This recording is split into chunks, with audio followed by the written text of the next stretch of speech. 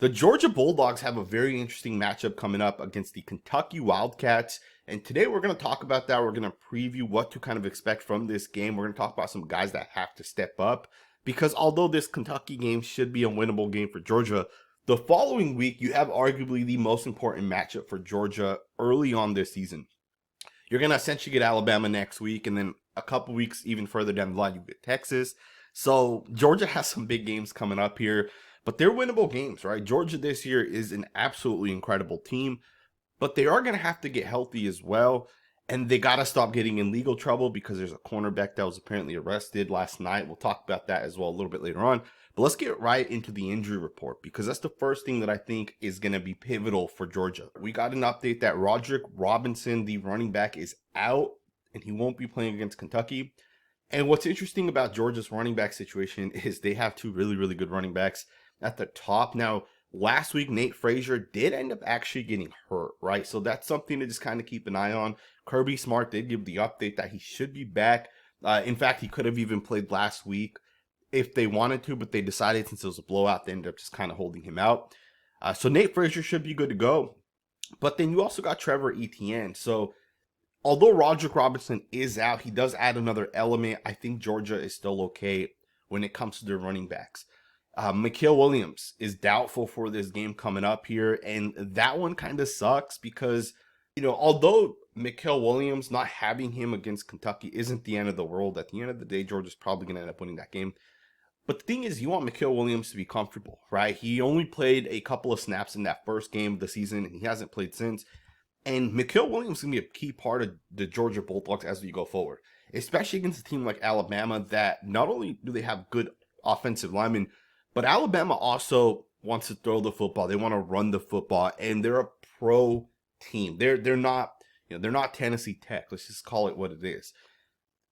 For Georgia to beat Alabama, they need a healthy Mikael Williams, and I'm okay with him not playing this week. He is doubtful for this game, but we do need him healthy going into that Alabama game. But more than that, right? I think one of the important concepts is Mikael Williams needs to get that rust off, right? And did he play enough in week one where he won't be rusty coming into that Alabama game if he's good to go? Or does he need to take a little bit of snaps against, essentially this week against Kentucky? Now, with Warren Brinson, it'll be interesting to see if he can play. I think for Georgia, you definitely want this guy healthy. He's a senior. I think he's one of the leaders on this team, especially on that defensive line. You got some young guys up there. To me, Warren Brinson, Nazir Stackhouse, those are the guys that are really, guys that you need healthy week in, week out, because Georgia's defensive line hasn't really been that good. And I think obviously not having Mikael Williams is a part of that. But just generally speaking, the defensive line hasn't really been able to generate enough pressure, in my opinion. But they play Tennessee Tech. That's a team you should have crushed on the defensive line. You should have had multiple sacks or hits or pressures, and I didn't feel like Georgia really did that. Obviously Jalen Walker and Jordan Thomas have one sack each, but that's it, right? Jalen Walker has been solid, but I need to see more pass rush from that unit. I need to see these guys get after it more. And I think this week against Kentucky it's a good team to kind of be able to do this against. Kentucky has a pretty good offensive line. But Georgia's defensive line is better, but they got to show it, right? They got to get after it. They got to do, what they have to be able to essentially do to be comfortable going into that Alabama game, right? Because Alabama has a good offensive line. So to me, I want to see Georgia get after it. Plus, from a coaching perspective, I want to see more defensive line games. I want to see more coaching points that can lead to pressure, simulate some pressure, right? Get guys in one-on-one opportunities and get after the quarterback a little bit. Warren Brinson should be good to go. The two younger defensive linemen, you got Jordan Hall and Xavier McLeod, should both be good to go as well. They both have injuries and neither have played so far up to this point. Those two guys should be good to go. Hall is recovering from a leg injury, and he's the guy that I'm mostly excited to watch. Not 100% sure if Jordan Hall will be good to go, but he's the guy that I think has upside to become a really, really, really good football player. The guy came out, I think he was like the number 2 ranked defensive tackle in his class, but he was ranked that for a reason. The guy has legit pass rush upside, and I think he could be a pivotal part for Georgia as they continue this season on their national championship quest. He's a guy to kind of keep an eye on. I think he's the guy that if he's healthy come this week, it'd be a great sign for him to knock that rust off, to get ready for that Alabama game.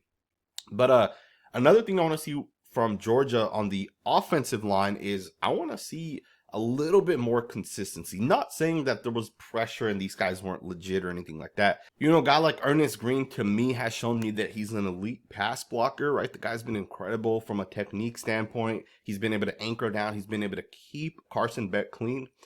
But I feel like when it comes to the run game, Georgia's had a lot of success on the edges, but it's not necessarily because of the tackle specifically. And I feel like Green also had a couple of plays in which he had losing reps. They didn't lead to actual sacks or anything like that.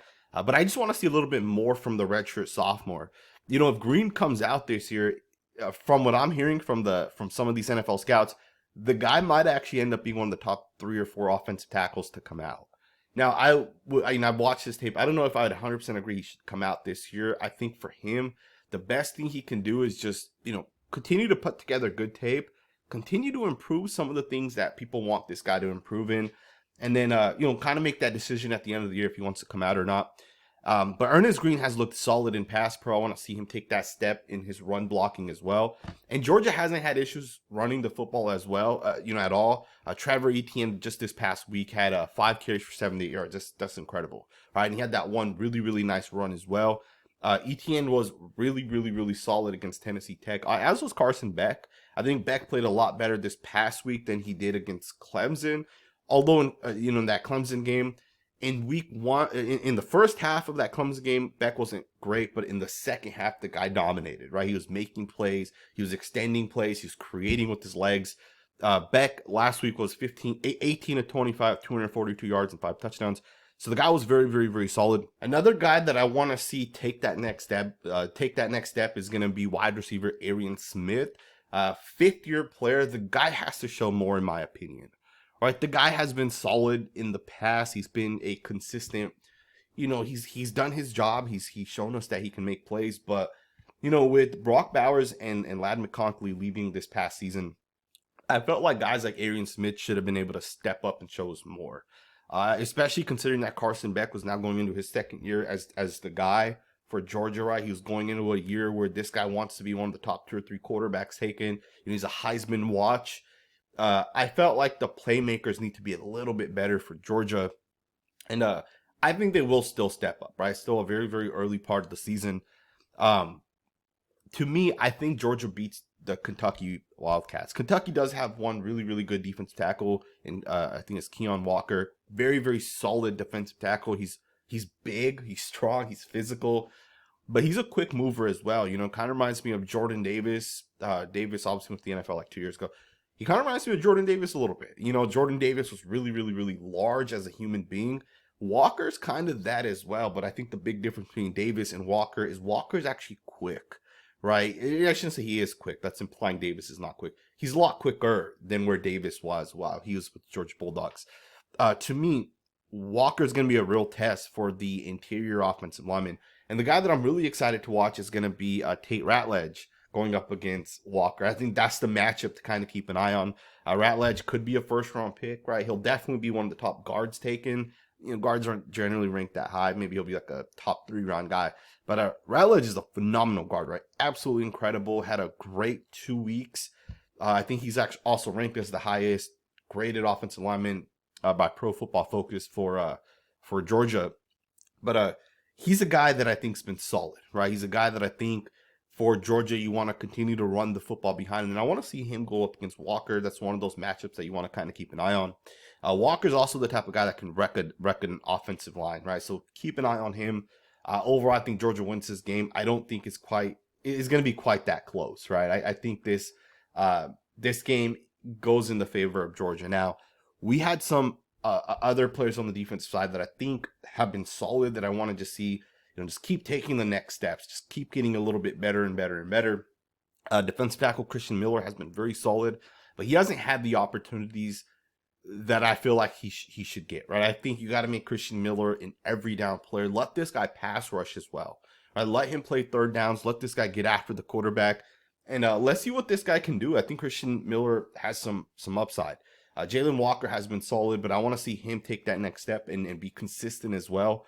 Mikael Williams should be back. If it's not this week, it'll be the following week.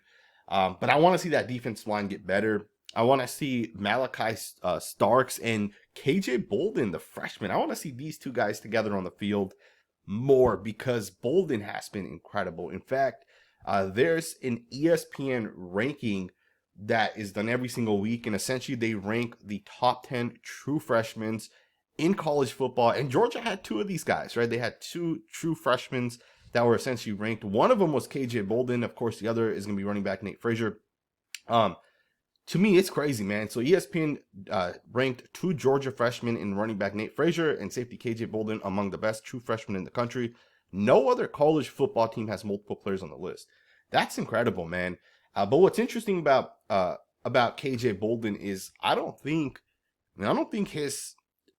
the credit he's getting right now is representative of the tape, right? On tape, KJ Bolden looks incredible. If you guys want to see his tape, drop a comment down below, and we'll get into his tape a little bit. We'll break it down. Malachi Starks has been incredible as well. Week 1, he had that pick against Clemson. I want to see Malachi Starks be moved a little bit more. I want to see him in the slot more often. I want to see him play some cornerback. You know, Malachi Starks is an absolute weapon, right? I think safeties generally are not first-round picks unless you're one of those special, unique type of players. Guys like Kyle Hamilton was a first-round pick. I think Malachi Starks is also kind of in that same mold, and I think he'll be a first-round pick. But the guy can play on the outside, he can play on the inside, he can play as a post safety, as a split safety. The guy can do everything, and I want to see Georgia utilize him more in different roles, right? I want to see this guy blitz off the edge, right? One of the things with Malachi Starks is, you know, if you're putting him as a post safety, if you're putting him as a split safety and you're telling this guy come downhill and fill your run fit, well, what you're doing is you're putting him into the box and you're making him go up against guards and tackles to make that run fit. To me, put him at the slot, right? Put him on the outside, because as an outside defender, you have the entire outside to essentially contain. It's a lot more field than if you're on the inside. If you're on the inside, it's a lot less field. Put someone else on the inside, right? Put Malachi Starks on the sideline or on the nickel and play some big nickel and just do different things with him. The guy's an incredible player. You know, KJ Bolden's another guy to kind of keep an eye on. Again, if you guys want to see his tape, let me know down in the comments below. Of course, Nate Frazier, 17 carries, 117 yards already this season. That's incredible for a guy that's a true freshman. Think about that. The guy last August was playing his senior year in high school. That's freaking insane. Now he's playing at the highest level and he's dominating. I also think part of that is because the Georgia Bulldogs have a really good run game coordinator, so don't sleep on that aspect of it either. Finally, Georgia did have an arrest with Daniel Harris, who was arrested yesterday by the Athens Clarke County Police Department. And this was for reckless driving, and this is just not acceptable. You know, when you're thinking about a guy like Daniel Harris, and I should actually go ahead and start here. You know, I am going to crush Daniel Harris a little bit, but I should start this segment by saying this. You know, a reckless driving charge is subjective, right? Unless there's video and it's 100% proven in the court of law. And in this instance, you know, you're innocent until you're proven guilty. Reckless charge is subjective. And then on top of that, they just added a bunch of random charges, right? Like no proof of insurance, driving an unregistered vehicle without a license plate, you're not wearing a seatbelt. That stuff, you know, is not a huge deal in my opinion. Yes, you want to make sure you have proof of insurance, especially if it's required by law. Not having a registered vehicle with the license plate, that could be explained in multiple different ways, and I'm not going to get into that. But you know, to me, when you're a cornerback, that, you know, Daniel Harris is a sophomore right now, right? He's second year in college. The guy is playing for Georgia now. He's not the starting cornerback, but he's coming in. He's making plays. He's being asked to play within the scheme and system. This guy has a real shot at making it into the league. And he's coming out here and he's getting arrested. You can't do that, you know. I work for the Hula Bowl. I do scouting work, and one of the things that before I got to the Hula Bowl, I was scouting for another company as well. One of the things that I've learned through the scouting process, one of the first things that teams look at is pull up this guy's arrest records, pull up this guy's, you know, any information you can find with this guy. Maybe it's a former teammate, a current teammate, maybe there was a fight before a game started. Pull all those little things up and put those at the top of the list, because we want to see, is this guy immature? Is this guy have real character concerns, right? They're little things that teams look at, but they're a big deal to teams. Or is this guy one of those type of guys that, maybe he's just not very smart, right? And everything you do is a judge of you as a person. And again, I'm not trying to blast Daniel Harris, and again, innocent until he's proven guilty. But you can't have this happen, right? That too is before you got Kentucky coming up, which is an opportunity for Harris to potentially get a little bit more snaps, right? The game will probably end up in a blowout. But the following week, you have Alabama. You could easily end up missing one or two of those games, depending on, as Georgia figures out exactly what happened within this arrest. To me, you can't have that, right? And Georgia's had a couple of players this past offseason get arrested. I won't get too much into that. Trevor Etienne, Small Mondin, White, Bo Hugley. Guys had some issues this offseason. The year before, they had some issues. I won't get too much into that. I think sometimes some areas might be a little bit more prone to arresting people. And, it's not a political statement. I know this factually. I used to live in the Bay Area, and I knew for a fact they did not care about traffic incidents at all. I would see when I would go to Oakland, I would see people just running red lights. I'd see people going in and out of lanes in neighborhoods, right? They'd just be going into the opposite lane, just speeding. And in Oakland, they didn't really care about things like this. And I feel like in Athens, they care a little bit more about things like this, right? Reckless driving, for example, is one of those things that they take a little bit more, they're a little bit more aggressive towards, and understandably so, right? I think it is important to make sure the safety of people always comes first. But it's unfortunate, because the Bulldogs have championship aspirations and they don't need these type of distractions. Either way, you got Kentucky coming up here. It's going to be interesting to see what ends up happening. Kentucky's not going to be able to beat Georgia, in my opinion. But they are well coached. I think Mark Stoops is a good coach. So we'll see what ends up happening. Let me know what you guys think in the comments below. If there's film you guys want to watch, let me know in the comments down below, man. And if you guys need film for yourselves, always feel free to DM me on Twitter. I'll link that down in the description. You guys can always hit me up. I can always get you guys some tape. Subscribe if you guys are not subscribed, and I will see you guys next time with another video.